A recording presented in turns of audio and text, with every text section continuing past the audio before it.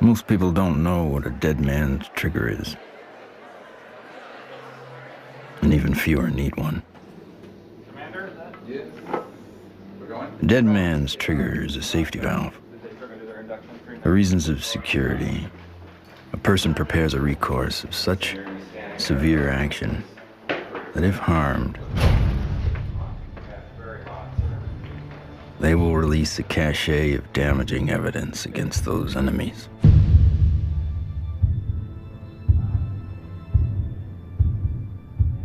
Given his situation, Dr. Stephen Greer is one of those rare men.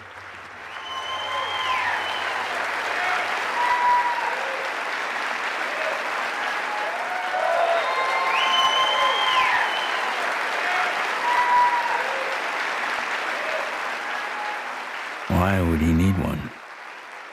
He's not the first person to push the disclosure of a corrupt military-industrial agenda. In the councils of government, we must guard against the acquisition of unwarranted influence, whether sought or unsought, by the military-industrial complex.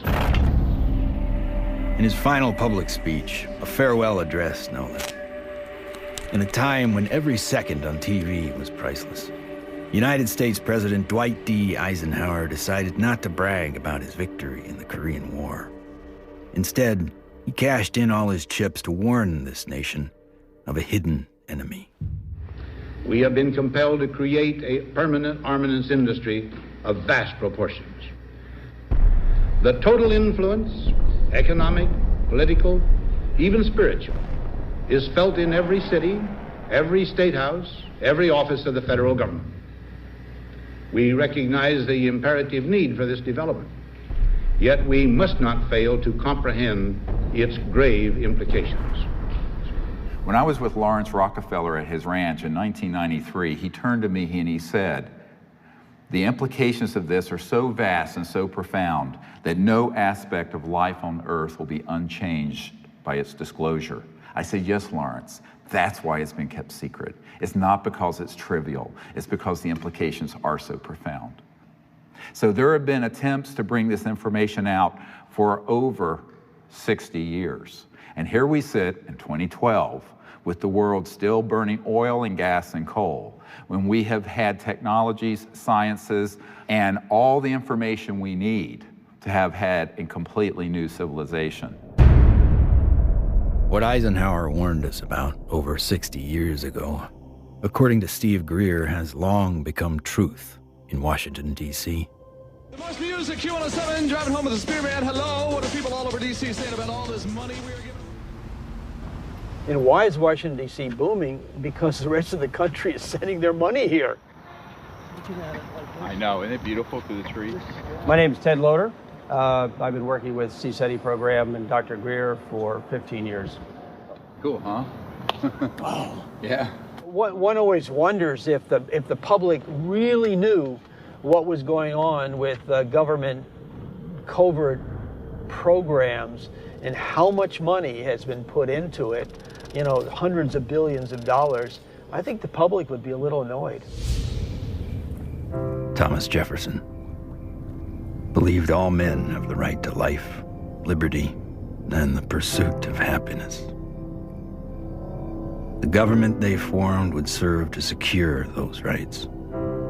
But when corporations or other specialized groups of men become more powerful than those who govern, our security is at stake. Thomas Jefferson wrote about unchecked power of the corporation being a threat to the democracy and the banks. You see, the U.S. Federal Reserve Bank issues every dollar bill, yet it is not run by the U.S. government or any elected official. It is owned by a private banking cartel. But here I find the chairman of the Federal Reserve, who's in charge of the dollar, in charge of the money, in charge of what the money supply is going to be, The middle class is being wiped out, and nobody's understanding that it has to do with the value of money. Prices are going up. So how are you able to defend this policy of deliberate depreciation of our money? A lot of it depends on what happens to the price of oil. The four horsemen, or families of banking who own and run the Federal Reserve, also run the four largest oil companies. Oil is also used to make and run machinery and current mechanical technology. Of course, there's one industry that needs these more than anyone else: the military-industrial complex. You begin to get into this very scary scenario that has to do with the human condition, of the proclivity to accumulate vast amounts of power around a handful of people. All right, sit down and shut up. And right now, these misanthropic sociopaths are running the planet into the ground. When Congress or whatever else or budget directors say, well, we've lost $100 billion in black program, what does the public do? What can the public do? We can complain to our congressmen, but our congressmen can't get any information. With lobbyists, interest groups, campaign funding, the economic powers that be have learned to control the political sphere. These politicians become almost like placeholders. And they don't realize that until they get into the White House or into the Senate Intelligence Committee. It doesn't matter who the president is. They're going to do what they want to do. And that which is good for them isn't always good for everybody else.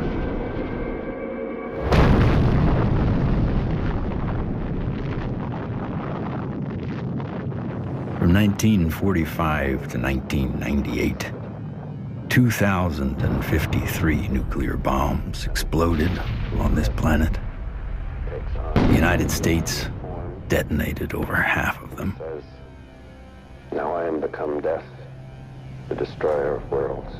When the first nuclear bomb was exploded in Trinity, Robert Oppenheimer, one of the founding fathers of the nuclear age, said, "We have done this before."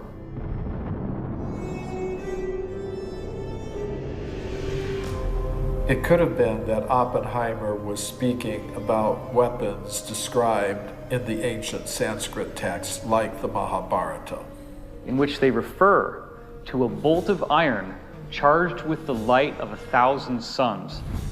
This bolt of iron was hurled in anger and led to an explosive event which is very graphically described in this religious scripture, specifically showing all the key indications of radiation sickness and the various problems with nuclear weaponry that we've come to expect.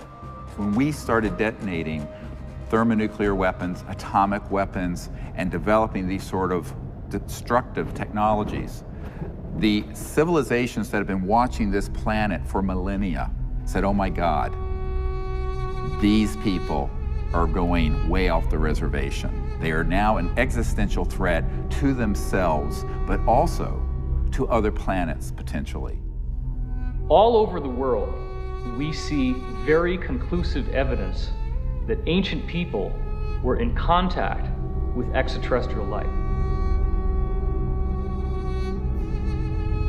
The Japanese said that their civilization was given to them by a people they called the Dogu, who came from what they described as Anemono Torebune, which translates as bird boat universe, meaning flying boats from the universe. The ancient Sanskrit writings of India have elaborate descriptions of vimanas, or flying craft. These texts are thousands of years old. They predate any conception that we have of spacecraft or aircraft. But evidence is not just found in ancient texts. It is also captured in our ancestors' art, as if it was plainly obvious that ET vehicles appeared in ancient skies.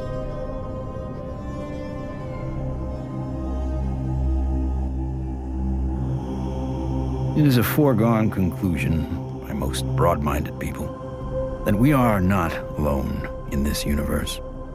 The question is, how close are they?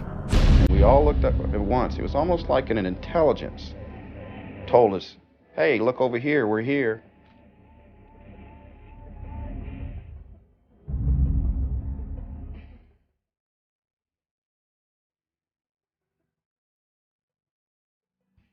Saw 3 red lights in a triangle almost directly overhead.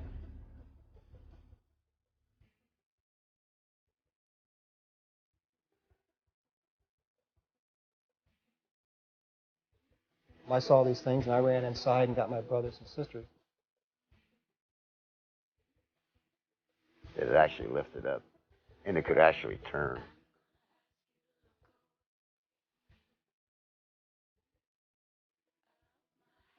I wasn't one who believed that UFOs might exist. I was satisfied they existed. They estimated 100 yards from the left wing was this 100-foot disc.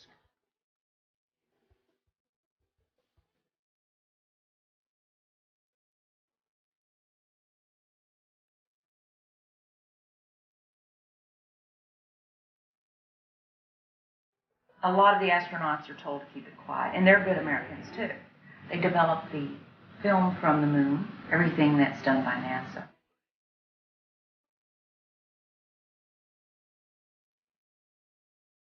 Ma che ce ne saranno ancora degli altri superiori. Oh!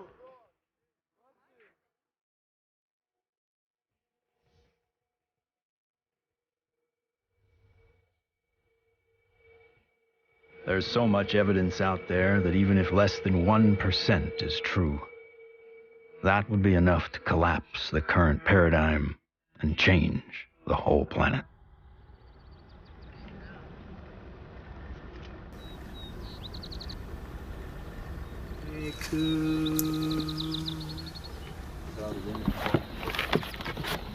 This is our signature tones that we broadcast over a small walkie-talkie. They were recorded in the crop circle. What happens is the extraterrestrials, they come into the area where we vector them in with the signature tones that we broadcast. Then it enables them to home in and get a real good fix on where the site is while we're setting up.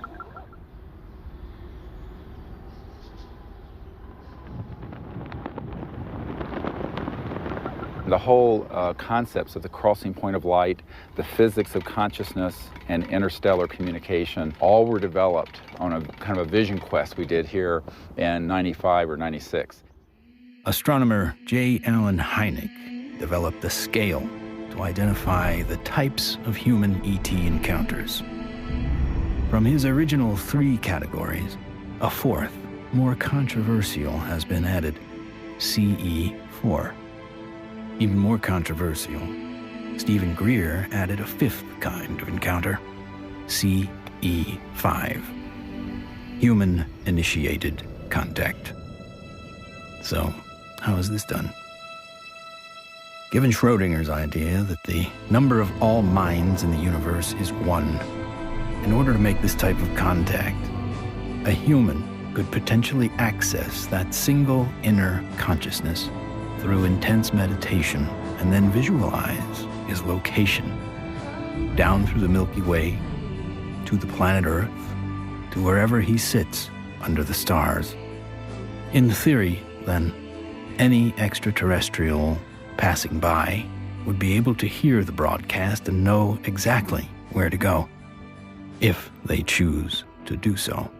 It's interesting how many people have never been out in a place like this where they can see the whole Milky Way galaxy. Most people who come for a week, it alters their life. There's meditation techniques, there's remote viewing techniques, and once you start learning these processes and refining them, then you can make contact more quickly, more easily, and be more of an asset to the group. Checking to be sure that there's no source from anyone else, so that when we do start having electromagnetic signals through this, we know that it's a legitimate source. My name's Emery Smith. I've been with CSETI for approximately 3 years. Getting the baseline reading. from us? My duties consist of a couple things. I am Dr. Greer's head security detail. I also am their photographer. I operate anywhere from 2 to 6 cameras at one time. Yeah, that's our craft. Goes over the mountains in this direction. Many of the craft that are coming in are transdimensional, and the way I understand it, not visible to the human eye. And that's where this new technology, night vision, that's where that's coming into play. And with the advent of new technology that's out there, it becomes easier and easier for us to capture these beings and these celestial objects on film. After you do the night vision, it has that green hue, of course. And after a while, when you get back to real life, you're thinking, why isn't everything green? This can't be reality. I want to show an early one from Gulf Breeze from 1992. We went down there, and one of the fun things that happened is that I had about 40, 50 people. Let's go out on the beach. And we didn't have good cameras then, but you'll get the feeling of how exciting it was. Have all these people, and 1, and then 2, and then 3, and then 4 ET craft materialize right in the sky. There it goes, 1, 2, 3. And look, there's 4. There's 4. There's 4. We have a confirmed CE5. Holy damn hot shit. Dog. Thank you. All right. So the point is, it's fun.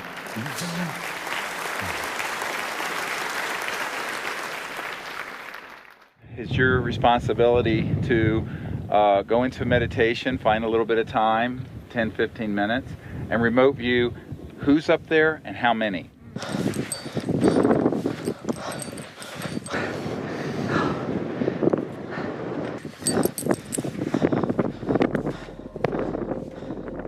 I can attest to the fact that real phenomenon happens here. I really feel that his CE5 protocols are based on a spiritual kind of positive contact, and I think that that is an excellent model for any kind of communication, whether it be on Earth, in the United Nations or wherever, but in this particular field it's with cosmic cultures. And we use consciousness, meditation, visualization, remote viewing, certain tones, and we do it in a group when we can, or even as individuals. It's just been this series of unbelievable events that are amplified by our meditation. It enforces this communication between us and the ETs, and it's so interactive. I could feel everything, I could hear all the sounds just right there. Perfect. And then this being the little larval one comes up, and we had this hug, and I shared the joy in it, and I'm like just thanking it for this experience. Let's do what we can to feel as if it would feel that this is perfectly normal and natural. Oh, sure. And that, this is... Relax and get in that flow consciousness, exactly. So I was jarred by our group getting tripped out and in that kind of, I was startled by some of the ways that our group was being, and I was going, and then there was moments where I was like, wow, I can only imagine how a visitor might feel. The ETs pick up on your intentions, and if you're really out there just to learn and really want to communicate with these extraterrestrials, well, it's going to happen. Avahanam Narayanam Padma Bhavam Vashishtam Shaktim Chatat Putra Parasharam Cha Yasam Shukam Golda Padam Mahantam Govinda Yogindra Matashashisham. And we ask these extraterrestrial civilizations to join us as they begin to learn of us, to help us, and to understand us, even as we endeavor to understand them and welcome them here to this beautiful planet. Namaste. Oh my God, another beautiful, stunning, absolutely stunning. Not an airplane.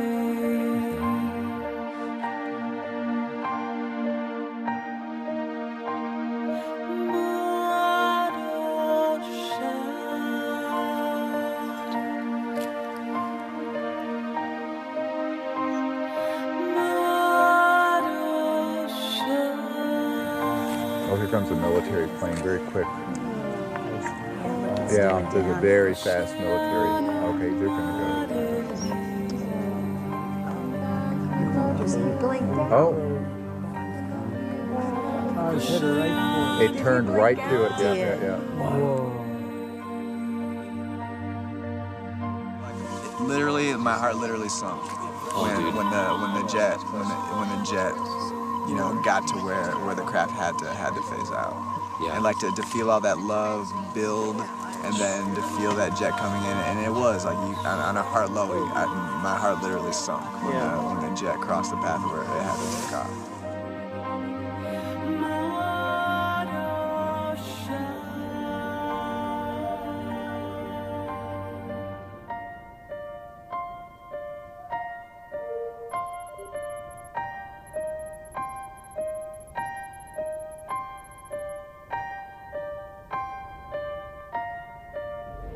So in the camera, that's what you got. You got like this light traveling, and you can see it's not like a satellite where it's got like a path. It's got like a, you know, like a movement. Yeah, and then it's gone. When I was 17, I injured myself. I got so infected. And at the time, because I was very poor and I didn't have any health care, I just laid there and I got sicker and sicker and sicker, and I had a near-death experience. I found myself out in deep space, and it was this experience of complete oneness with the cosmos, not just with Earth and life on Earth, but with the stars and the infinity of creation. It certainly altered the course of what I would end up doing, because I then learned meditation. I actually became very aware of the power of the mind. This experience helped guide the direction of his life. Though Greer went on to earn a medical degree and raise a family, he continued to study consciousness and contact. And decades later, it seems he would be the doctor called upon first to examine the very unusual body. This came to us in the last couple of years, and there's a man who runs an institute in another country that I cannot talk about. But he came into possession of a little creature. It is humanoid. It does not look human. We have acquired an EBE, an extraterrestrial biological entity. We're flying over to Europe soon to take some tissue samples and do some DNA testing. This was found in the Atacama Desert. We don't know how it came about. Here's the great view of the face and cheekbone, very complex. Now there is a fracture here, and behind this right ear is caved in, and that's how this ET being was killed. We have the best scientists in the US from Stanford that are going to be doing the testing itself to see what this really is, and also to rule out what it's not.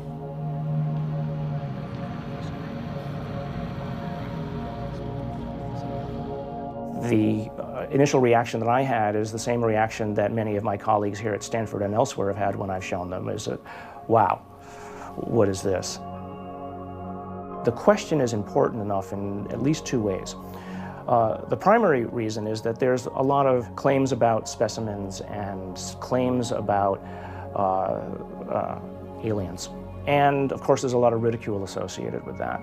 So one of the best things that we should be doing, of course, then is bringing the best scientific techniques to bear. The techniques are available, the techniques are cheap, the answers are nearly absolute, so let's do it. And it's so exciting because it's not just... In setting up for this, I'm going to be giving Steve not only the tubes that this should be going into, but I'm also going to be sending across the microscope that I feel they should be using to do the analysis with. Before we even get started with some of the analysis, I think it's going to be important to rule out some of the obvious critiques that could come up. And one of those critiques is that this is a syndrome or a mutation. This is a bone dysplasia. And luckily, here at Stanford, we happen to have literally the world's expert, the man who wrote the book on bone dysplasias and syndromes, a gentleman by the name of Dr. Ralph Lockman, who has kindly agreed to look at the specimen, both the pictures as well as the CT scans and the x-rays, to help determine whether or not it's anything that he's ever seen before. I think that a dozen or even 15 years ago, answering the question of what is this would really not have been possible because the kinds of technologies were not available as are available today. But really the DNA tells the story. And because we have the computational techniques, that allows us to determine in very short order whether in fact this is human.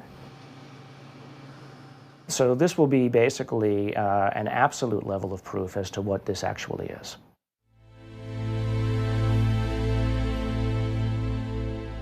The problem is not proving that UFOs exist. It's when you begin to expose the energy and propulsion systems behind how they're getting here.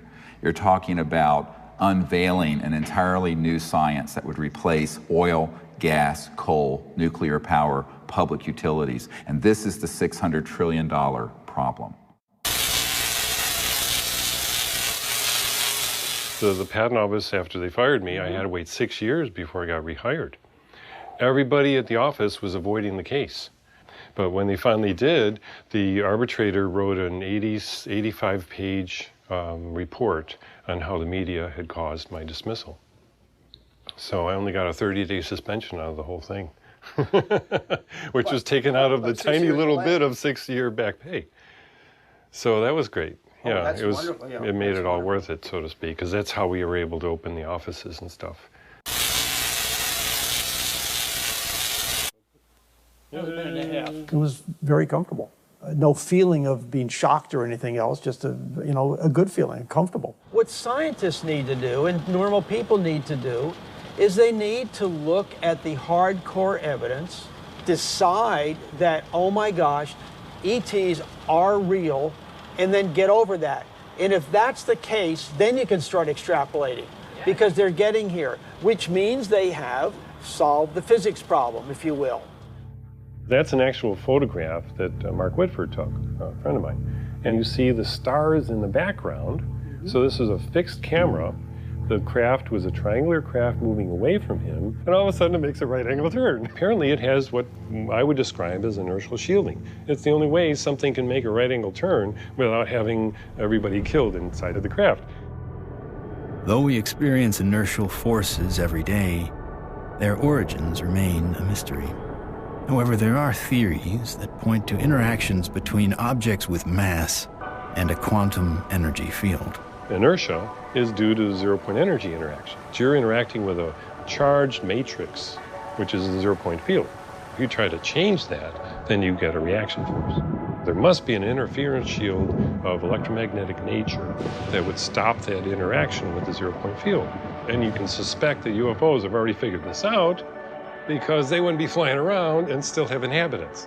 New energy scientists today are attempting to find new ways to define the relationship between electricity, gravity, magnetism, and propulsion. But as history has shown, change does not always come easy. It's like Newton. Why is that apple falling?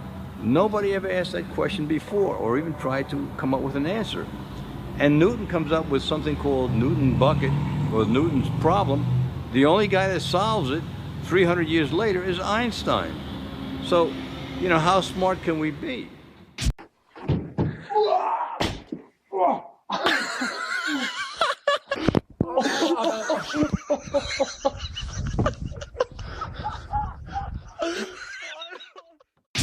If you look at everything normal within the conventional wisdom, you're not going to learn anything new.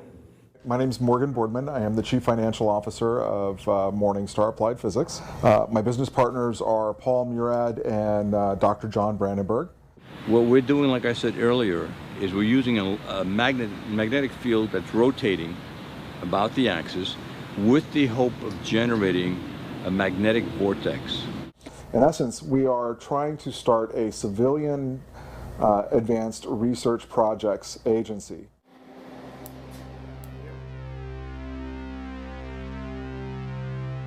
Okay, all right, so basically we have 4 options. Option 1 is a retarded potential.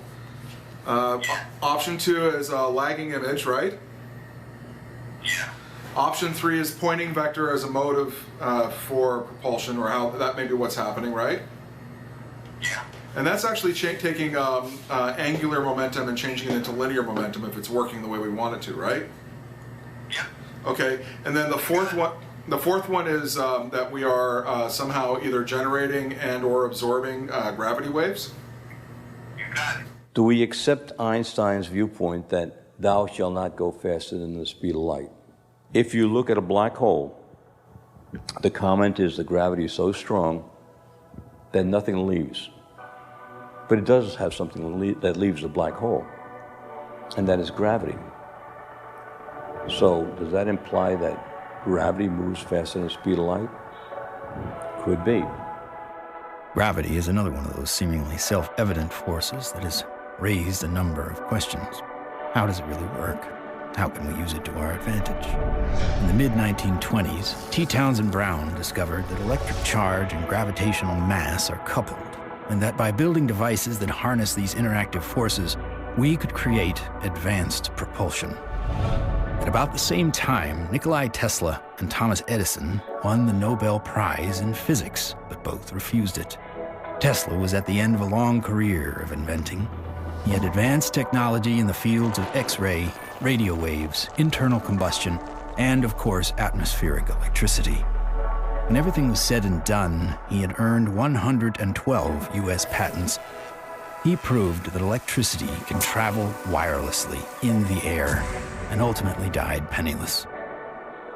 However, his work did influence many others, most notably Lester Hendershot and Dr. T. Henry Moray. Hendershot invented a magnetronic generator to energize an impossible flight, if fueled by gas, that took Charles Lindbergh and the Spirit of St. Louis from New York to Paris. Dr. T. Henry Moray developed the Moray valve, a device for extracting radiant energy from the zero-point field, and demonstrated this device hundreds of times and had dozens of signed affidavits supporting his science. Yet in the end, even these two notable scientists were ignored and bullied. Dr. Moray's device was hammered down and broken into pieces by a competitor, and before he could finish reconstruction, he passed away of natural causes. Hendershot fled to Mexico to continue work, but was found dead at 61 years of age, attributed to suicide. There's all kinds of skullduggery that happened there. I don't think T. Henry Moray ever got a decent chance to ever do anything with that. There is absolutely no question that T. Henry Moray had a system that produced about 50 kilowatts out of a 55-pound box. The conventional electrodynamics model does not allow this to happen. In other words, it doesn't allow you to extract excess energy from the vacuum and use that to power your load. It costs just as much to restore it as was used to destroy it. So we got to put in more than we can ever get out in a load with such a squirrely circuit. And that's the only kind of circuit we've used in power systems since day one. We're still building them. We're still making power systems that deliberately kill them. So we pay the power company to have a giant wrestling match inside his generator and lose. In the 1950s, there were some very provocative articles saying that, oh, electrogravitics is the best thing since sliced bread, how all the aviation companies are now backing electrogravitics, they're all doing experiments on it. Well, within a couple of years, there was no news at all. Once they figured out that they could really control gravity, 1954, it all went black. Do you think the boys in the black projects have solved that problem? Because it sure sounds like it from what the witnesses have told me. I wouldn't know. I wouldn't know. Sorry, but I can't even think about it. I see so many things in my life, it's just hard to say. A local inventor has discovered a way, hear this, to use water to run your car. What Stan shared with me was interesting. In order to run this engine off of water, we've also had to learn the ability to adjust the burn rate of hydrogen to co-equal the fossil fuels. So he applies for a patent, and then he gets a call from actually a visitation by two guys from the Pentagon. The Pentagon flew a lieutenant colonel in last week to look at Meyer's invention. There's talk of possibly using it in the Star Wars defense program and to run Army tanks. But he asked that this become public patent so that the civilians could benefit from it. And he indicated that if we don't do that, overseas people will. In 1996, Meyer was sued by his investors, who claimed the device was not revolutionary, despite verification of the unique voltage intensifier circuit by the U.S. Patent Office. Meyer was brought to trial, but key evidence was not allowed. His oral testimony was not even recorded due to an audio recorder malfunction, and the judge recessed early for vacation. Later, Meyer made an appeal but was denied. He was found guilty of fraud and ordered to repay his investors, putting an immediate dent on the idea of funding new technology. On March 20th, 1998, Stanley joined his brother and 2 NATO officials for a dinner meeting. Stan took a sip of cranberry juice, grabbed his neck, ran out of the restaurant, and fell to the ground, saying, "They poisoned me." He fell down after eating at a restaurant nearby where he lived, fell down the parking lot, said, "I've been poisoned," collapsed. And that's on the police report? Yeah. The police report confirms his words. The cause of death was written to be an aneurysm, though he left behind just enough materials for others to piece together his process. The full secrets of his device died with him.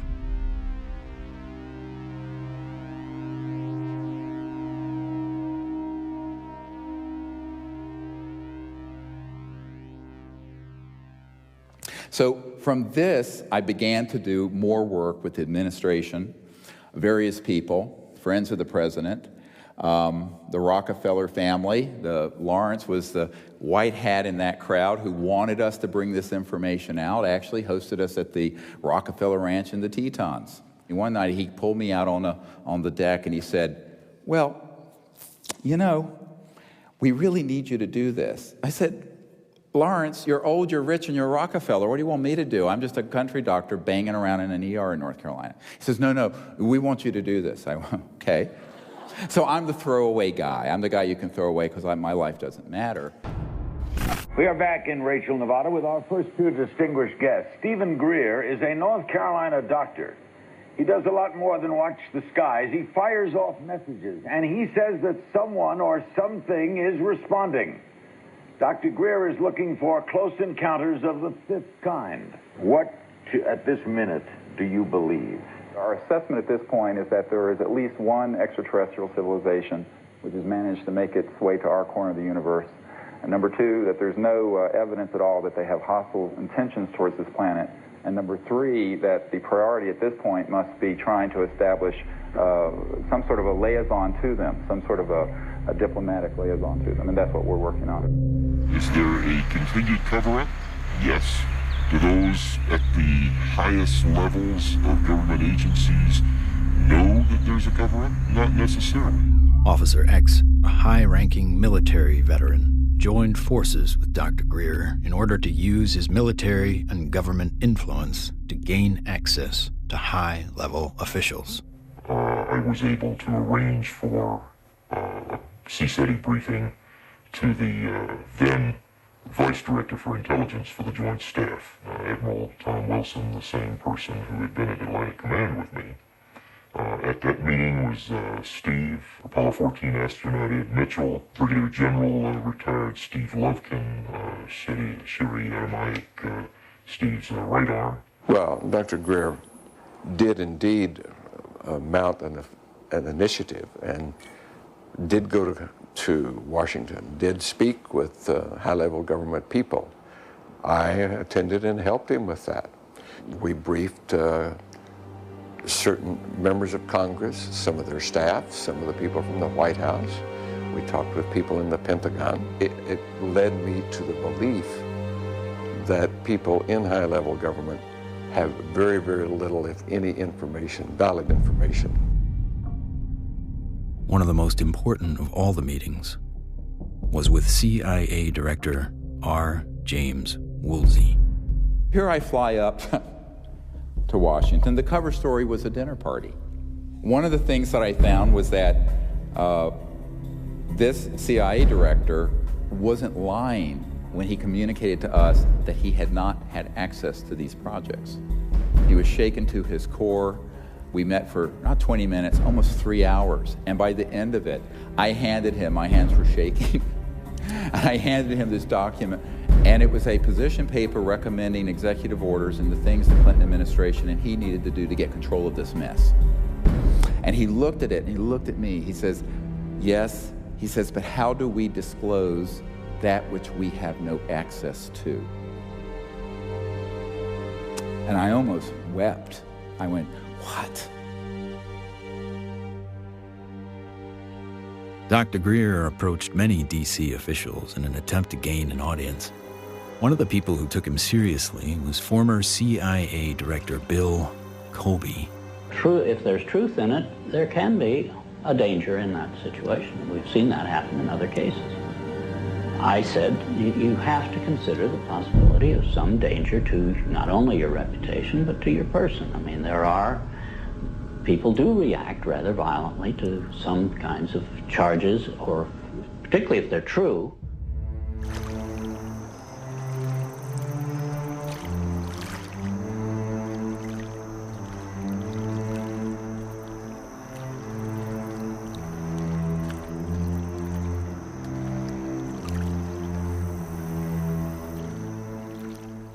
Now, you know, I'm a 30-some-year-old doctor with 4 kids, a golden retriever, and a house in North Carolina. So I'm going, this is down the rabbit hole fast.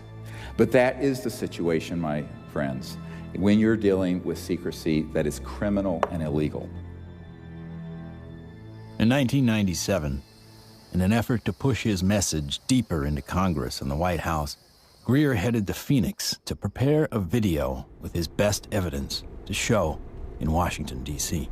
While he was in the editing room, the biggest UFO witnessed event in history was about to happen. On March 13th, 1997, when the Hale-Bopp comet was very clear in the northwest sky, thousands of people were outside trying to get a glimpse of it when they also caught a glimpse. These orbs, giant orbs, equidistant in a V formation of 1 mile to 2 mile wide in some very credible reports. And that's the particular area where these phenomena keep popping up from my vantage point. The Native Americans living in the basin between South Mountain and the Estrellas have told me that not only were they looking up at the Phoenix Lights during the mass sighting, but they've been looking up at them for centuries. I live in a community called Loop, northeast of Flagstaff, on the Navajo Indian Reservation. We'll have to go back in time one day before. We saw 6 to 7 lights that were circling along the horizon. The entire street came out. It was almost like a block party. Everybody turned off their lights, everybody sat in their front yards, and everybody watched this unusual light show. I squeezed down the best of what I found and finally came forward in 2004 with the Phoenix Lights, a skeptic's discovery that we are not alone. 10,000 people approximately witnessed this, one of the largest experiences of this sort ever recorded. The Phoenix Lights phenomenon didn't seem to be falsifiable in any way. It was being validated by most everybody that saw it. The ultimate, shall we say, insult was the governor of the state of Arizona, Fife Symington, finally calling a news conference saying that he has finally got the answer to the Phoenix Lights, and he introduces some staff member dressed up as a space alien. People got very angry because here is the top elected official of the state making fun of what I estimate to be close to probably 10,000 people saw this. Under the watchful eye of the public, Symington retracted his statement. If you had been here 10 years ago and standing out here and looking up there at the lights and the view, you would have been astounded. You would have been amazed. The so-called Phoenix Lights were seen by many people in 1997. Skeptics say they were military aircraft or flares, but not the former governor. It was probably some form of an alien spacecraft.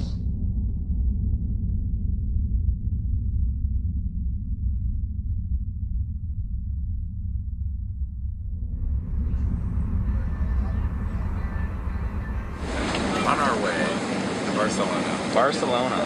To retrieve the evidence. Dr. Bravo. Hi, Are you ready for the trip? I'm ready for the trip. I'm so excited. We're going to do some very wonderful work, and I can't wait to get the results. Upon arriving in Spain to look at the being for the very first time, I was kind of skeptical. It was definitely a game changer for my thought process to actually see it in person than to see it on film. The first thing we had to do was go to the radiology lab because we needed x-rays and CAT scans before we did anything. Porque esto es, ya se lo comenté que era un poco difícil de hacer. Es, ¿okay? The best we can get. Lo mejor que podamos. Porque evidentemente no se puede manipular para nada. No. The head radiologist at the center saw the being and was quite impressed. And the first thing she said was, "Wow, that looks like an alien."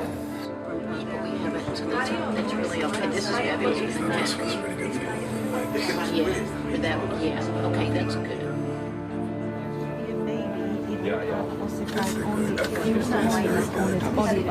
This one is complete.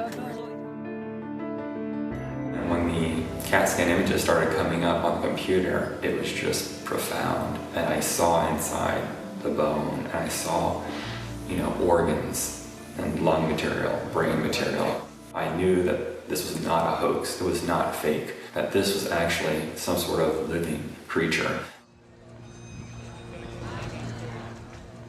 Right, well, if somebody made it, they have a future in microsurgery because they were smart enough then to put in these millimeter-wide bone holes where the arteries go in to feed the bone marrow.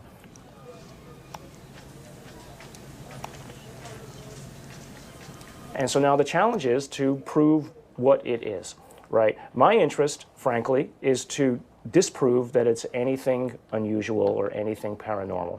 I would like to prove that this is human. I would like to prove that this is just an interesting mutation, but obviously if you leave your mind open, or I should say if you leave your mind closed to alternatives, you'll never see what those alternatives might actually be. In every situation with scientists, your reputation's at stake. I have every expectation that even doing this is going to lead to some ribbing from some of my colleagues, right? But I think that that's perfectly acceptable because at the end of the day, who's going to validate these things? If someone isn't willing to step forward and do it right, then you're going to have it sitting out there forever, hanging in limbo, right? I mean, if you let other people and their opinions stop you from believing what you know to be true, then all you're doing is stopping the possibility of progress. Anytime anybody tries to study this subject seriously, we're subject to ridicule. I'm a full professor at a relatively major university, and I'm certain that my colleagues at the university laugh at me and hoot and holler behind my back when they hear that I have an interest in studying unidentified flying objects. There's really a subtle kind of suppression at play here. You don't worry about what the CEO of Enron thinks about what you say. You worry about what your friends think. You worry about what your parents would think if you posted whatever you care about on Facebook or something. We take the risk to appear to be a crackpot. There may be people who are going to be threatened by that for any number of reasons. My feeling was that I was involved in a lot of strange activities, so I tried to say to myself, let's not look at this with too much exposure and mention it because there's a question of credibility. This should be the subject of rigorous scientific investigation and not the subject of rubbishing by tabloid newspapers. MUFON is the Mutual UFO Network, and it was founded in 1969 by Walt Andrus. And our mission statement is the scientific study of UFOs for the benefit of humanity.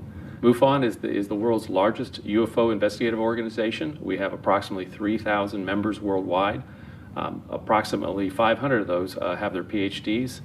These are people who really would like to delve deep into the UFO phenomenon and try to figure out not only what it is, but how it's happening. Armed with what he thought was some of the best available evidence, including the Phoenix Lights, Steve Greer organized a Project Starlight briefing before several Congress, Pentagon, and White House staff members. Things seem to be on track for disclosure. Of the device and the internal, all of it, with a lot of detail, and this is a cutaway. This was done and escaped government control, whereas the Bentwaters case took 20-some years in England. So this is in our possession and not the Ministry of Defense. So, where it would never be found. Where it'd be going to a black hole, right? But then the bad news came. Sherry Adamiak, Steve's partner and longtime friend, along with Steve and another team member, were all suddenly diagnosed with a malignant cancer. I've had these experiences since I was a child or a young man, but to articulate them so other people understand them, I need someone with capacity to hear it. She was that person. I mean, it's been... You can't resolve things. It's been very hard for me. Oh, yeah, you know, I know. Get up I know every it has day, been. you know, but...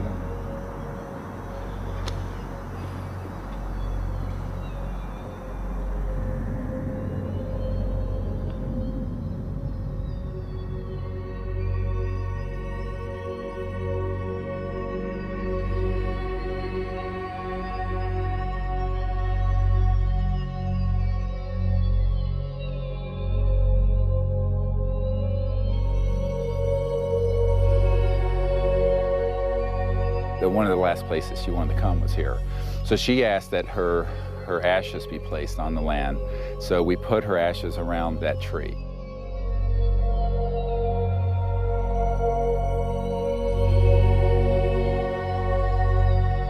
I don't take anything for granted, frankly, and so each time that I do a presentation or lead a group, I think this may be the last time.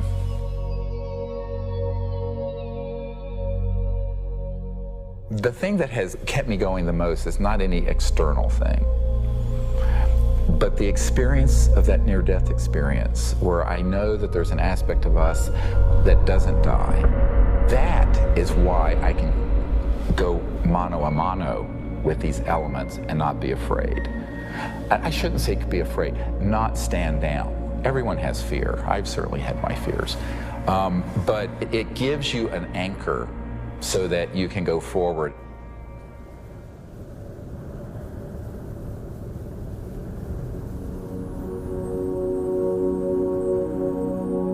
More than ever, Dr. Greer understood what he had always sensed. It was not the power of a cosmic field or quantum vacuum that would propel us into a new world. It was the mind. This really is the opening to an entirely new science of consciousness. You can maybe think of consciousness as a television set. On the TV screen, you see pictures and sounds and so forth. And if you tried to find out where that was coming from and you looked inside the television, you're not going to find it. It's not there. The signal is in the radio waves around it, invisible to us, that's being interpreted by the television as pictures and sounds.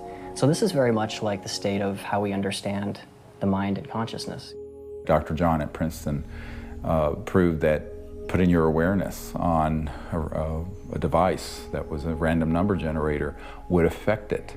So you have this random number generator and it's producing 50-50 ones and zeros. And then you introduce a person into the picture and you tell them, try to affect it with their mind. Think more ones or more zeros. You measure that, and sure enough what they found was that there are more ones or more zeros being produced that correlate to that person's intention. So we can see effects being produced forwards and backwards in time, which is really strange. Distance doesn't seem to matter as much. You can get the same strength of effects if you're right in front of the REG or if you're on the other side of the planet. Consciousness is a non-local field, and it isn't limited to your brain waves and body. Dr. John once had the opportunity to ask the Dalai Lama if he thought the random number generators themselves were conscious. And the Dalai Lama thought about it, and his reply was that if you think they're conscious, then they're conscious. Just like consciousness can have positive effects on the zeitgeist or ether, It can also work the other way.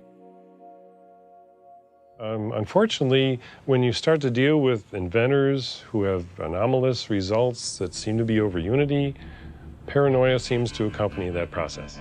And John Searle's famous for having a circular magnetic device that has both energy and propulsion built into one unit. And the electric company felt that this guy was stealing money, took him to court, went to jail, his house caught fire, and all of his property and all of his designs burned. The concept of freedom, this sort of idea of people having the liberty to pursue happiness and to pursue abundance, this has been completely, in a sense, turned upside down.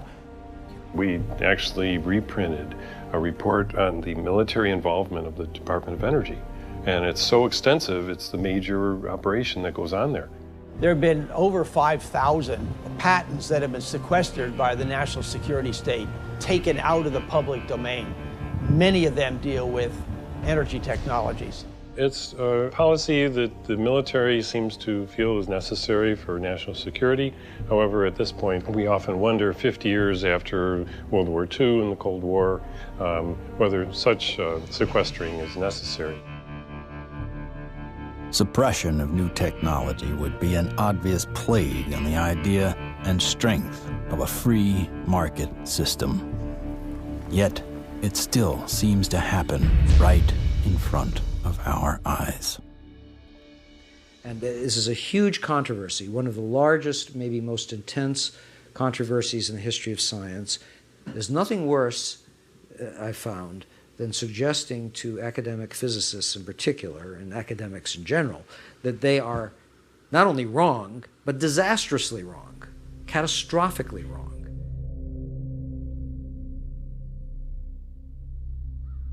Cold fusion patents have not been approved. They will not get through. American citizens are being denied their constitutional rights. I inadvertently was looking through some piles of paper that had been given to me in a casual manner by all these hot fusion physicists as they were trying to do their calorimetric repeat of the Pons-Fleischmann experiment. And I was stunned. I couldn't believe what I was seeing. It looked like monkey business to me at the time, and it has turned out to be exactly that. It was represented as a negative result when it was positive. And that data is scientific fraud, as far as I'm concerned. It's been referred to legal authorities in the government. I asked for a review at MIT, got nowhere. If this type of manipulation had occurred in any legitimate research area, such as cancer research, AIDS research, global warming research, anything that's accepted as reasonable to be researching, the people would lose their jobs, they wouldn't be in science. And yet, these people today, their data is used today, to year 2000, and all before, to reject patents.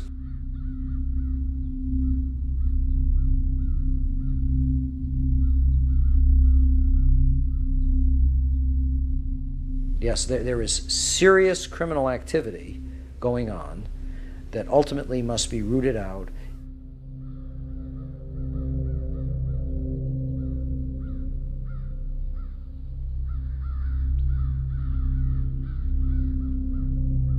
It became very clear to me that, you know, you kind of had a tiger by the tail here, and that this was serious. For a moment, Dr. Greer considered shutting everything down. He had been threatened and swindled far too many times. Sherry was gone. He had no office, no staff, no money. Back in 1998, I was given information by a friend that Dr. Greer was having a conference. Literally the month that Sherry Adamek passed away, within 30 days, I have this scheduled event. So I went to the conference and learned some things and listened. And so she just on a lark came, and she's an emergency doctor like I am. And what really grabbed my attention was he was getting all this information from military witnesses. That was in 1998. By 2000, when we were planning and storyboarding and working the whole disclosure project event out and pulling together all these hundreds of witnesses, we didn't really have the funding to do it. But she got so supportive and involved that she lived very modestly and took all of her excess income and donated it. And I want to acknowledge some amazing people that are here. Dr. Jan Bravo, without whom we would not have the Disclosure Project. But it's not just the funding she's provided, it's the moral support and the encouragement and the friendship. And so she's just become a very key person. And, you know, it's sort of metaphysical and odd that literally the month that Sherry Adamek passed away, within 30 days, I have this scheduled event. Not alone anymore. With the support of a loyal team, Dr. Greer grew his witness list from a couple dozen to over 200. And see that little dot right there? That dot don't belong there.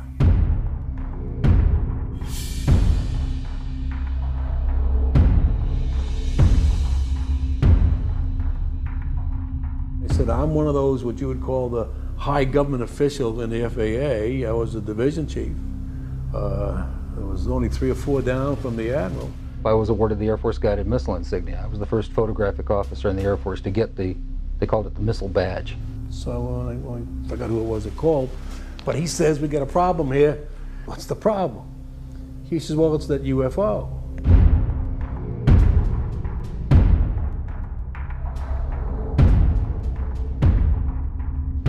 We weren't launching real nuclear weapons, we were launching dummy warheads. They were the exact size, shape, and dimension and weight.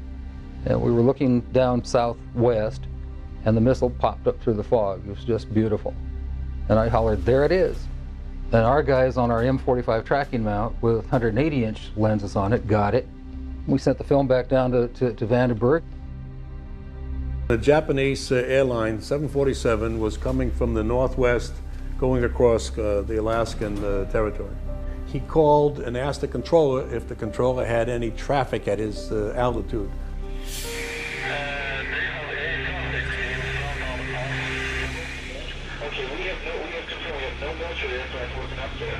His radar is picking up a target. He sees this target with his eye, and the target, the way he described it,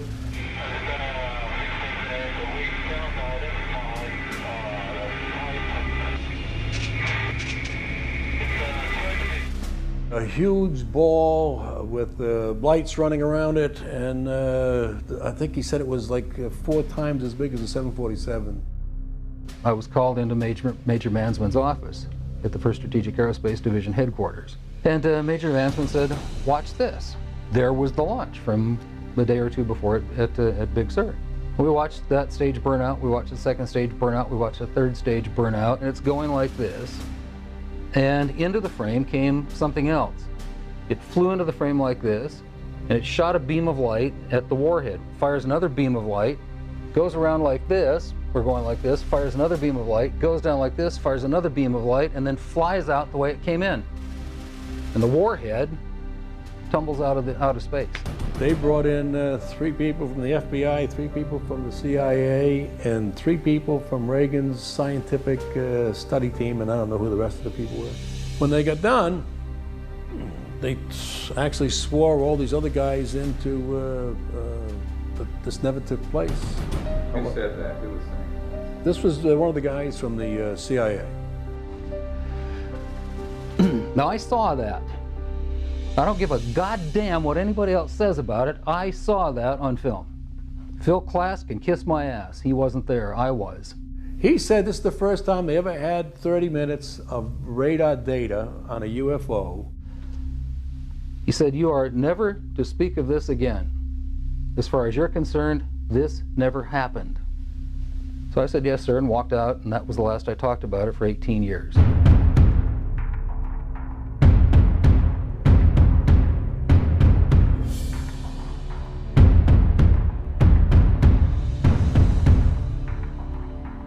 I had the original video that I took, and I had the pilot's report, and I had the FAA's first report that was all downstairs on my table.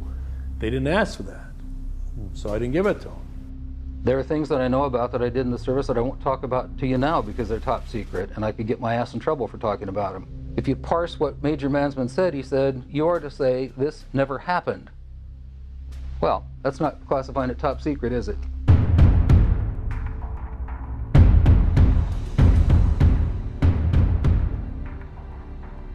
And I was a part of a United States Air Force cover-up for 18 years. But who do you tell that you were involved in a UFO incident without them looking at you like you ain't wrapped too tight?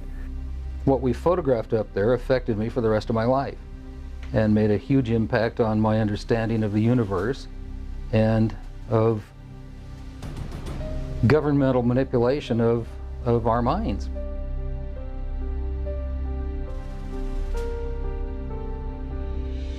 Now, with the witnesses on his side, Dr. Greer had the firepower to attack Washington again. We are not alone. That's the message a group of pilots, scientists, and former government officials want Congress to hear.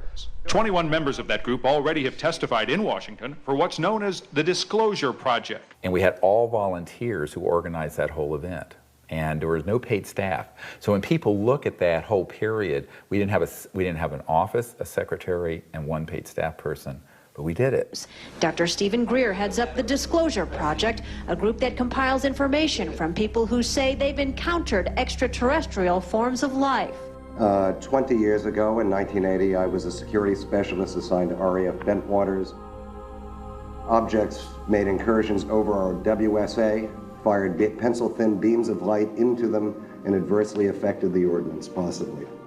There were bodies that were involved with some of these crashes, also some were alive. What do members plan to do with their information?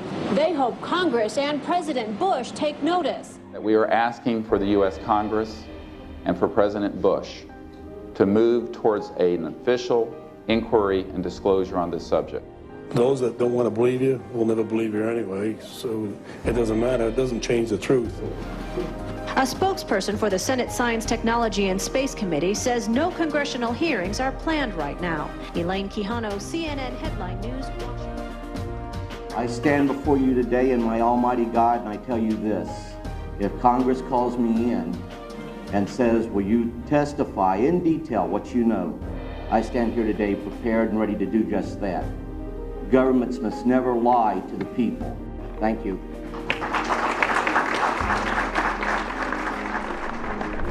The number of people Dr. Greer had managed to get behind him was monumental. In a perfect world, an event of this proportion, with that amount of coverage, would have been enough to start a legitimate movement. But of course, we hardly live in a perfect world.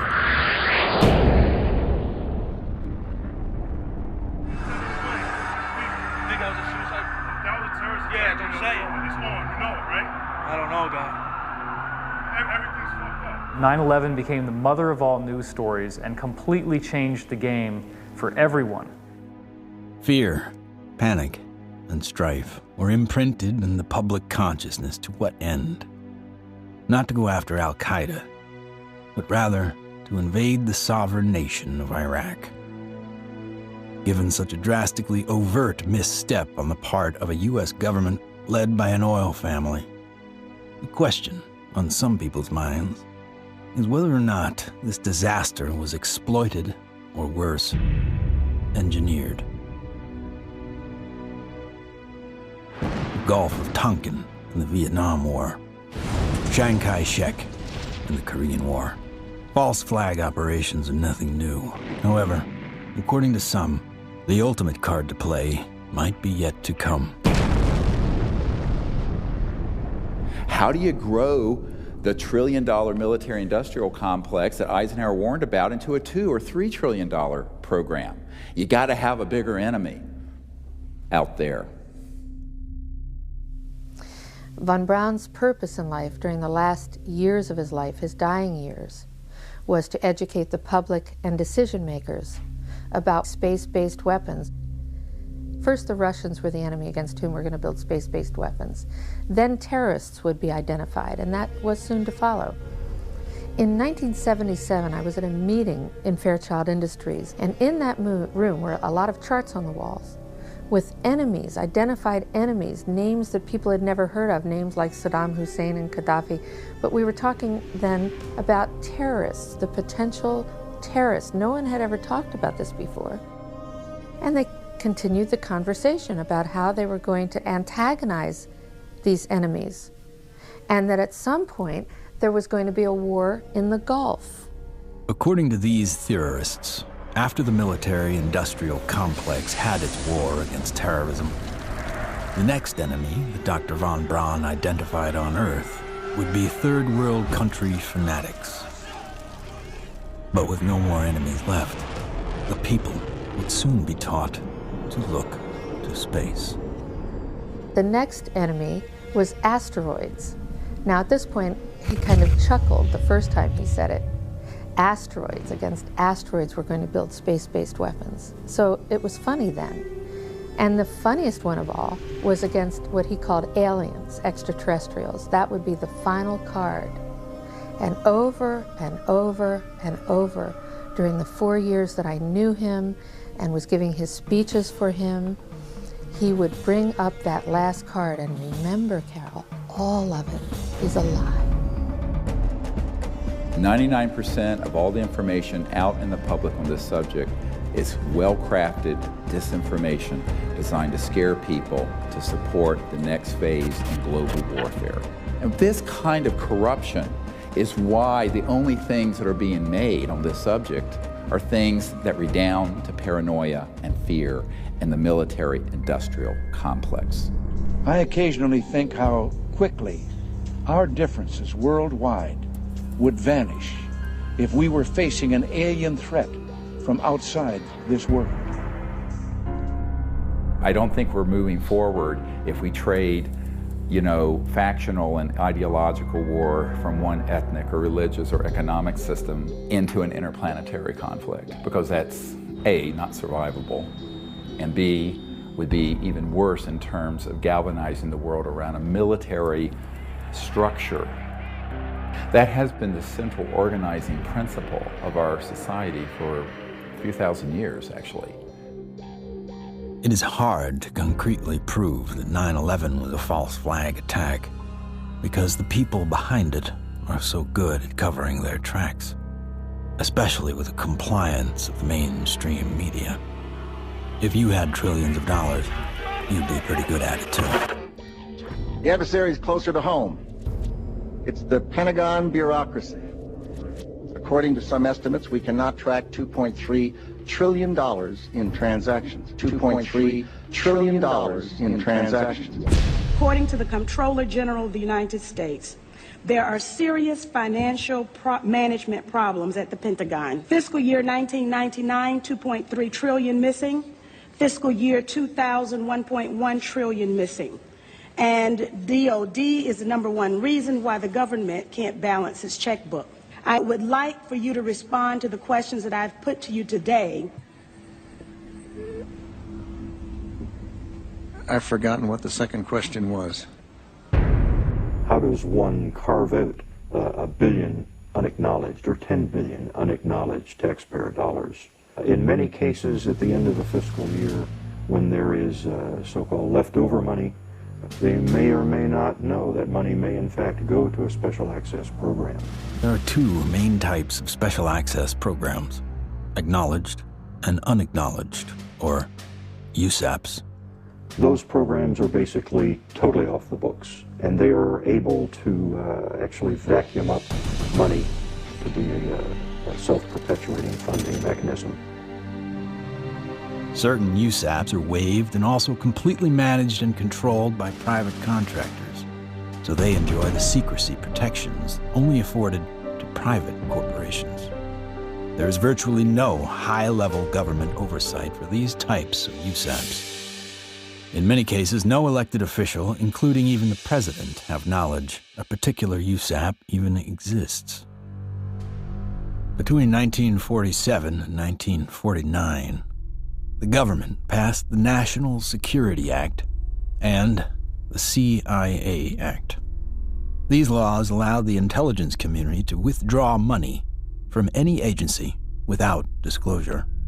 Essentially, money could be stolen from any program, and no elected official would ever know about it.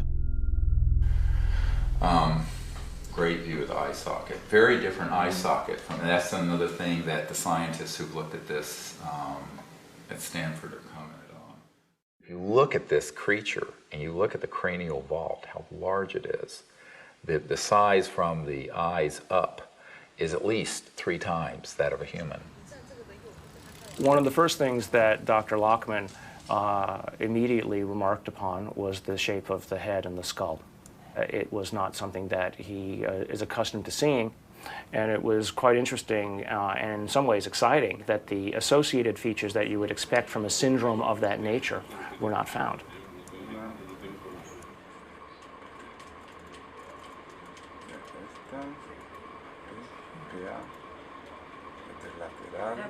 This specimen does not fall under any known, to me, class of disorders or syndromes.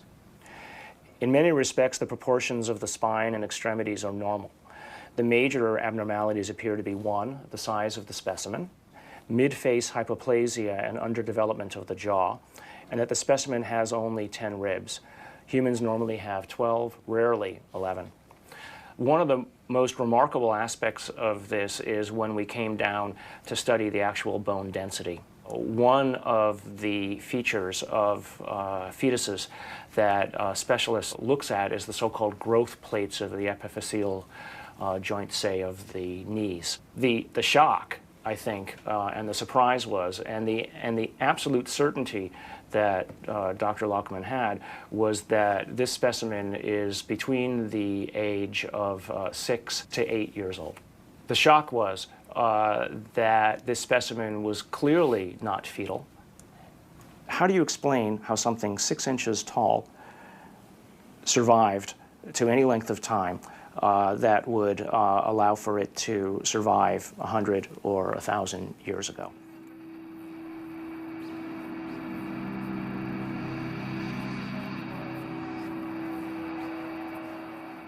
And what amazes me is the media. Well, they're so compromised on this, they don't dare do anything but follow the company line on it. The company line being a series of lies.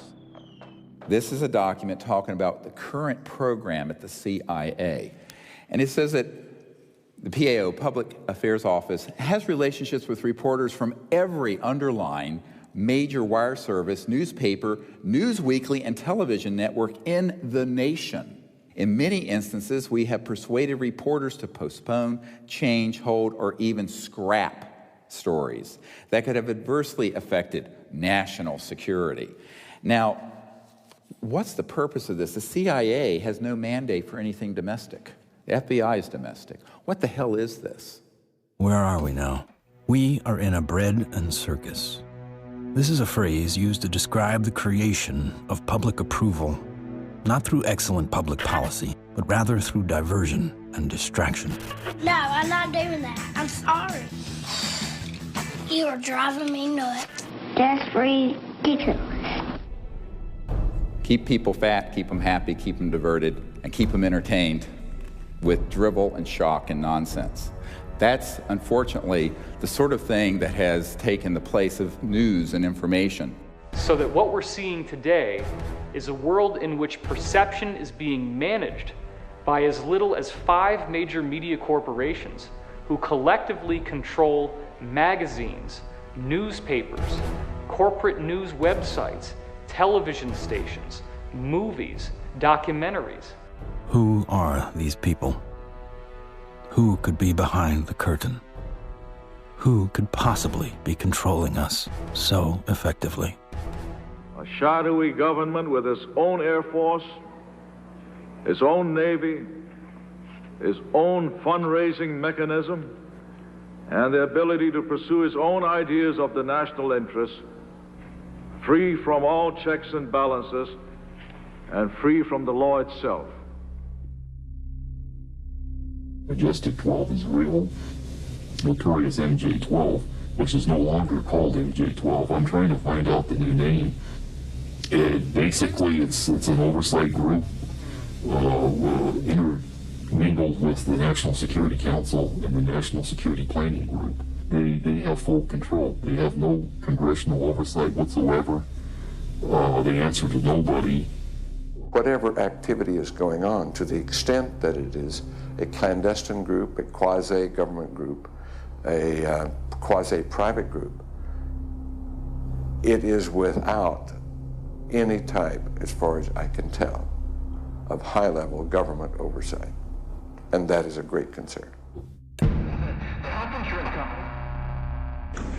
Ladies and gentlemen, the very word secrecy is repugnant in a free and open society, and there is very grave danger, for we are opposed around the world by a monolithic and ruthless conspiracy that relies primarily on infiltration instead of invasion, on subversion instead of elections.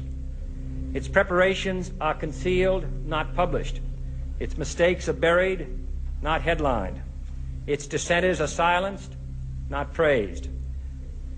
It is a system which has conscripted vast human and material resources into the building of a tightly knit, highly efficient machine that combines military, diplomatic, intelligence, economic, scientific, and political operations.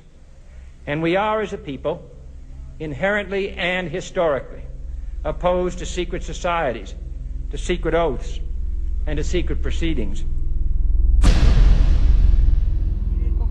It's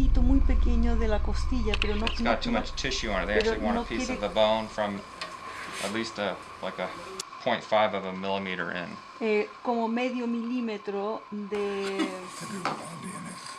We took material from inside the cranium, also 2 clippings of the anterior front ribs of this being. And we were able to see under the dissecting microscope that in fact it did have bone marrow in them, so that meant there should be some good genetic material in there. It was really nerve-wracking. Imagine, 2 big guys here trying to operate on this 13-centimeter long beam. But we did it.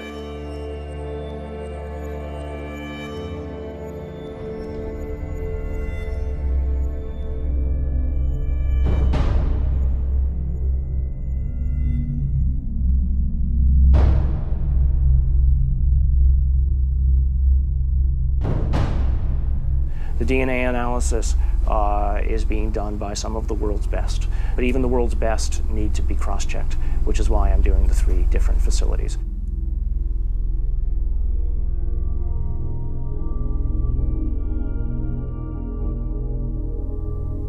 So I actually ran 4 samples. I ran a sample of my own blood. It was a very small amount, just 100 microliters. I ran 2 blanks, things that just had water in them, because that would be essentially a contamination control. And then, of course, the sample itself. And really the all-important first result was whether or not there was in fact any DNA which was isolated.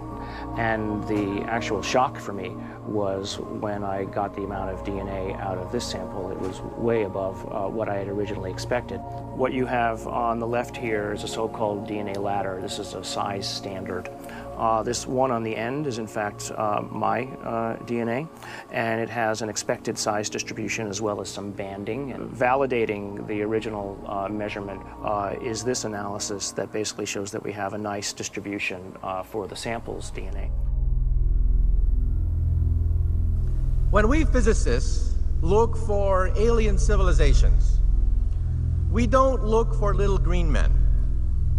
We look for energy consumption. We look for type 1, type 2, and type 3 civilizations. What are we? We are type 0.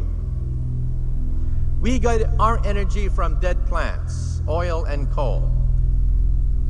Around the year 2100, we will become a type 1 civilization. And we see the beginnings of that now. What is the Internet? The Internet is a type 1 telephone system. Imagine, if you will, sitting down to your morning coffee, turning on your home computer to read the day's newspaper. Well, it's not as far-fetched as it may seem. Information has largely been controlled in a top-down way.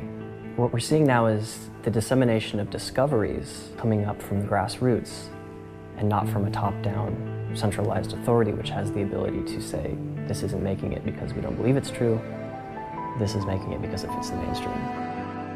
When we want to form a new team in a new country, then all we have to do is contact someone there using the internet, and suddenly they're a member of the node. From this online collective seems to come a real communion. People from all over gather in groups to investigate UFOs with safety in numbers against ridicule and disinformation.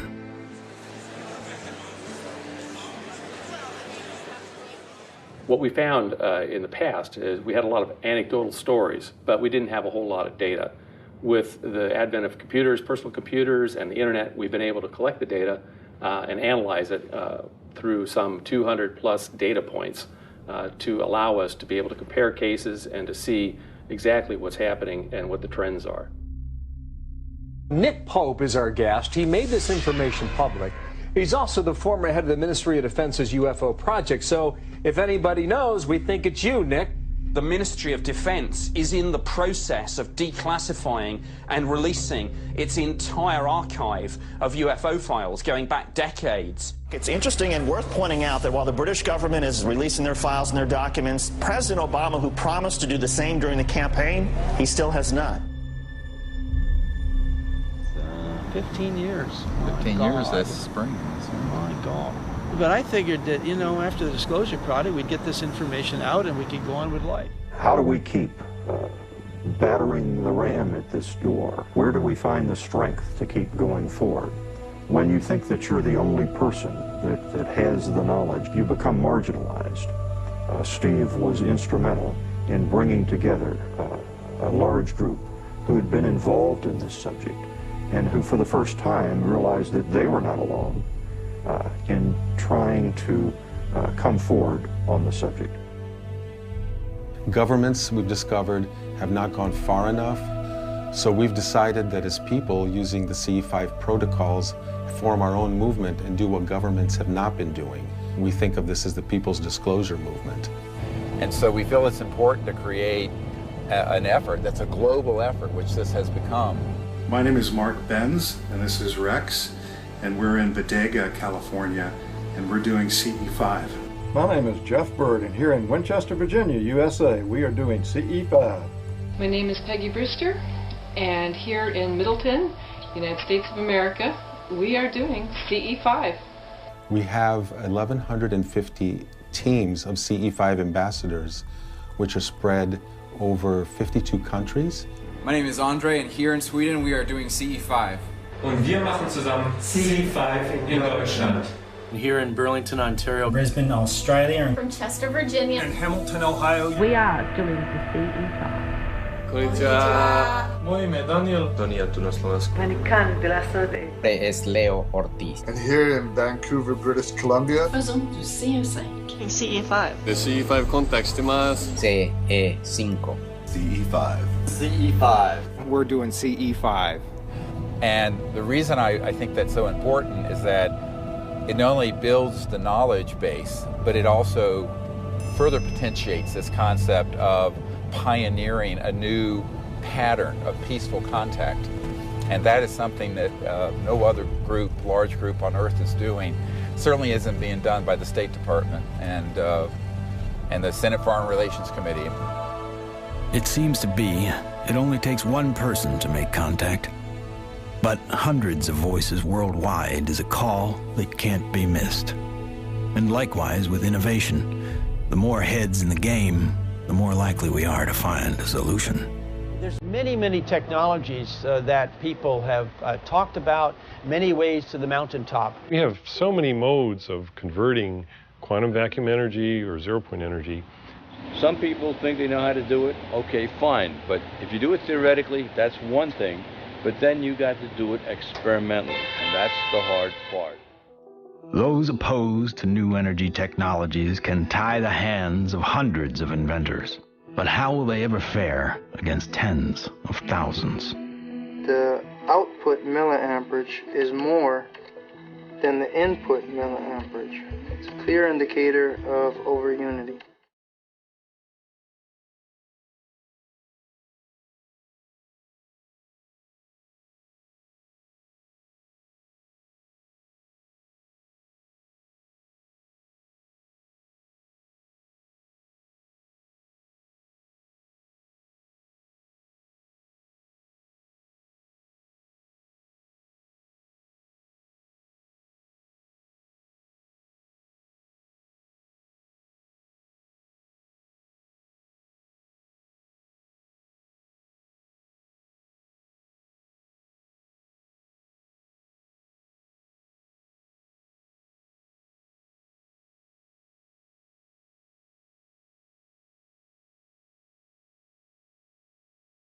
When you oscillate or vibrate magnetic fields, there's an effect in the gravity field.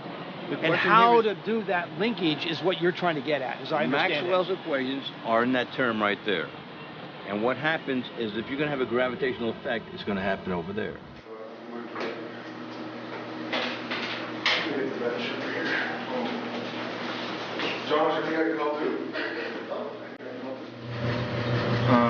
This channel here represents revolutions per minute. These are representing weight that we're measuring on the load cells.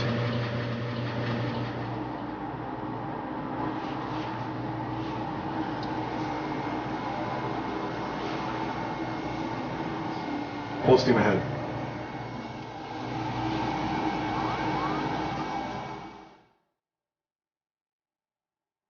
When we look at our data, we lost 7% of weight. If we move this thing and it loses weight, I must be generating gravity waves. Though the device maintains its shape and size in terms of dimension, it is losing mass. That's a possibility. If it is losing mass, then certainly it would also be affecting time in a very localized manner.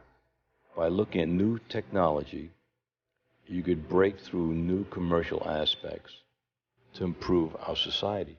We should be looking for a disruptive breakthrough in this technology within the next 10 years. We're on the brink of developing any number of potential propulsion systems which would take us out of the solar system. I think we're going to beat NASA to the mark. So I graduated from the UCLA School of Engineering in 1976. I got a flyer from the School of Engineering inviting me to a lecture by Ben Rich.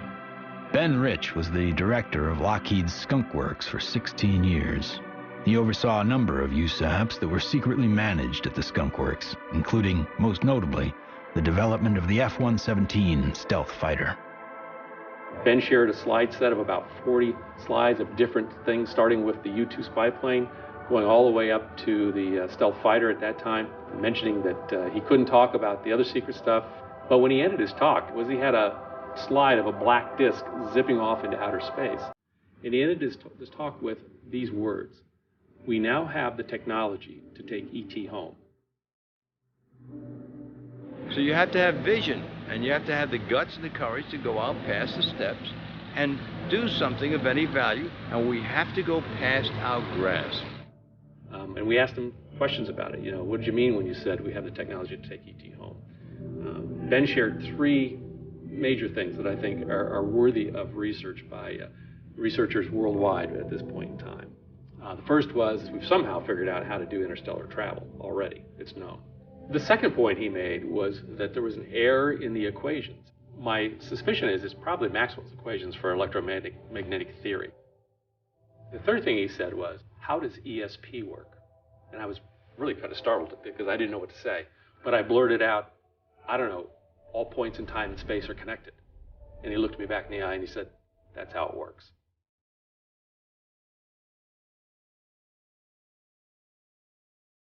History has taught us that to simply innovate new technology may not be enough. We have to find a way to get past the suppression. We've already now had a breakthrough just a couple months ago of the tritium battery. Finally, a company has come up with an actual commercializable unit, but it's very small. It's designed for an IC or some small circuit component.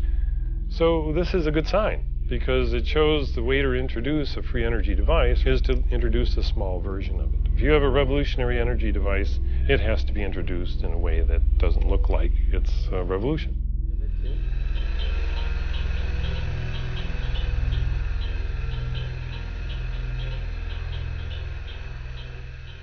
Science is always changing. I mean, even back in the 1960s, they thought that biofeedback, for example, was impossible. But now, of course, we know that that itself is an absurd statement. We have even toys on the market that allow people to, play with biofeedback. These sciences have been around for decades. They have been ruthlessly kept secret because of the kleptocracy of what I call the petrofascists, the people who are hell-bent on maintaining the power of a centralized petrodollar oil, gas, coal system. So that does create scarcity because that is a zero-sum game. But when you take us off that system onto this new system, it's an entirely new macroeconomic order, and scarcity becomes non-existent. After years of disappointments, Dr. Greer and his team are now attempting to build an energy research lab in Virginia, where scientists and inventors with working prototypes will have a safe haven to build. So this is an example of how the analysis is done using what's called a genome browser. And it's more or less a schematic representation of the chromosomes, and at a very high level of resolution. So the sequence that we got from the mitochondria tells us with extremely high confidence that the mother was an indigenous Indian from the Chilean area, and the haplotype is called B2A. Now, the other thing that immediately fell out of the analysis is that it's male. It has so-called Y chromosome material. In fact, it's got a full Y chromosome. It probably died in the last century, if I were to make a guess. I can say with absolute certainty that it is not a monkey, right? It is human, or as close to human, closer to human than chimpanzees would be. But when you count up the number of mutations that we're observing, what we're seeing is more than what we would expect to be caused by simple cell division. When the sequencer is creating or making these reads, it's doing it more or less at random. So what does the computer program do that people have written and designed? It takes every one of the little sequences and tries to match it against the known. And then anything that doesn't match, it puts in a little side file and says this is unknown. At a certain point, when enough knowns are matched, I can feel comfortable saying, this is human, right? But if I'm not careful and I don't pay attention to what's in the garbage can, right, what the computer program is throwing away, I could literally be throwing the baby out with the bathwater. What we've done is we've scaled back, and we're seeing several chromosomes and pieces of chromosomes across the top, which basically leaves us with a very strange conundrum, right? Here you've got this 6-inch tall, let's call it human, right, because the DNA says that so far it's human, at least the way that we're looking at it.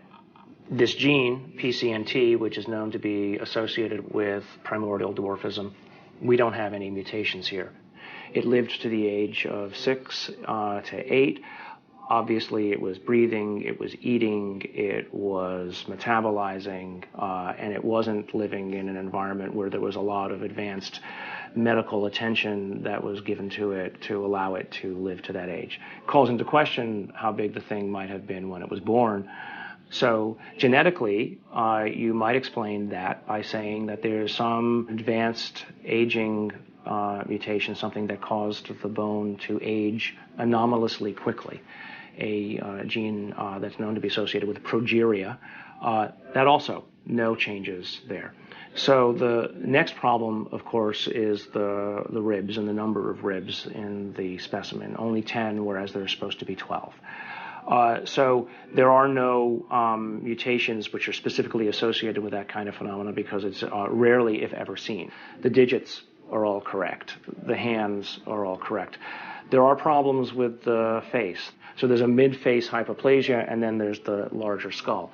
So again, I think in summary, there are genes associated with any one or two of the anomalies that we see in the specimen, but there is no mutation which is known to accommodate or call for all of the mutations.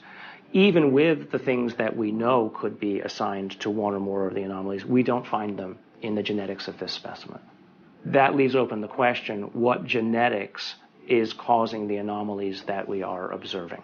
So, although I entered this thinking DNA was the answer, it made me realize that in the context of the bigger biology questions, there are other levels of control that need to be understood and answered. The non-coding RNA, epigenetics, etc.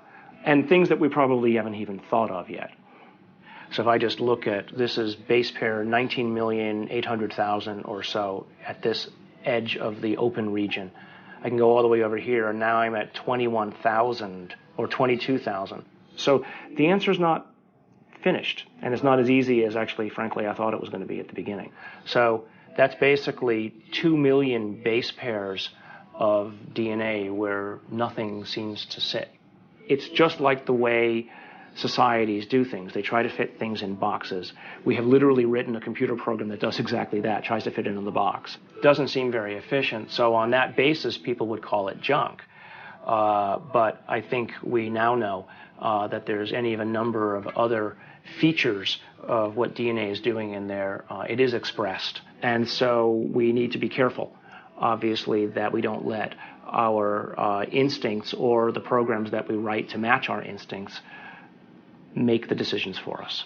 No matter what, for me, this has been a fascinating, more than an exercise.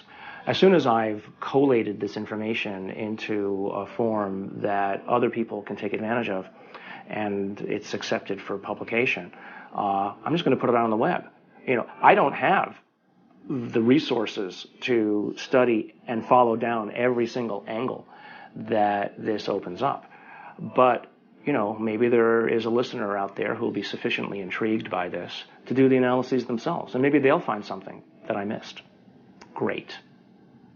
If additional samples or examples are seen of this, I'll be the first in line to want to sequence it, because then all bets are off. I want to say other things here, but I also don't want to open myself up for, you know, attack. This search may have uncovered a major finding about life in the universe and its origins. What is this being? Could it be a missing link in evolution? Could it be an entirely new species? Or simply a disease we have never seen before? Or could this be an extraterrestrial being from another world?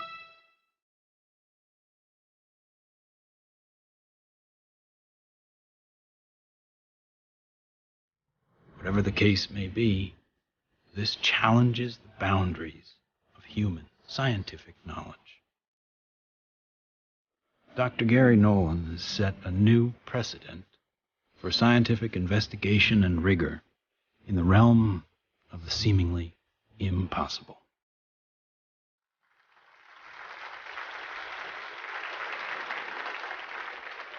Now, we have now over 4,000 cases of extraterrestrial vehicles that have landed, 3,500 pilot cases, over 5,000 documents from the U.S. government, and hundreds of thousands of pages of documents from 14 countries that have opened their files since the Disclosure Project was launched 11 years ago. And yet, this isn't on CNN every night. And this is probably the most important thing going on this planet today, and yet nobody talks about it. If we don't explore what to do, we're going to miss the boat. And that could be why Eisenhower's final message wasn't just doom and gloom. It was a charge to the people to spit out the bread, look away from the circus, and take some responsibility. Only an alert and knowledgeable citizenry can compel the proper meshing of the huge industrial and military machinery of defense with our peaceful methods and goals. The dam is in fact breaking, and you're beginning to see countries all over the world begin to come forward with what they know to be absolute fact. Since 2001, 24 countries have opened their UFO files to the public, including Australia, the UK, Vatican City, Germany, Russia, and Canada. The United States is not yet among them. What we have to do is pave the way for these leaders. Because if the people will lead, the leaders will follow. They'll have to. And it isn't about overthrowing the Pentagon. It's about leaving it behind.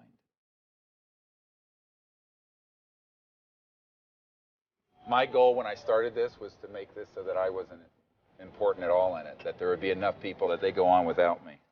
And that way, it doesn't matter if I drop dead. The future is here already. The technologies are here. Contact is happening. And if we come together as a people, what we're going to find is that all of us working together are going to be able to create a world that is amazing. If every single one of us told everyone we know that we're being visited by intelligent life, that the sciences are here to give us a new civilization, we're liberated from that macroeconomic slavery, for this is the destiny of humanity. Thank you very much. God bless you all.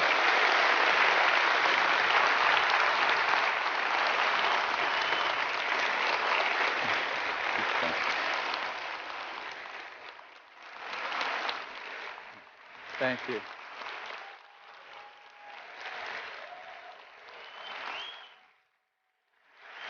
Thank you. What we've come to learn is this. We are standing at the precipice of a new age. There is power in the many, but only when they're acting as one. That's when resonance happens.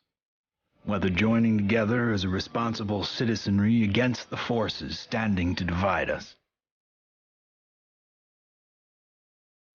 or joining consciousness to unite with the beings who are prepared to communicate with us.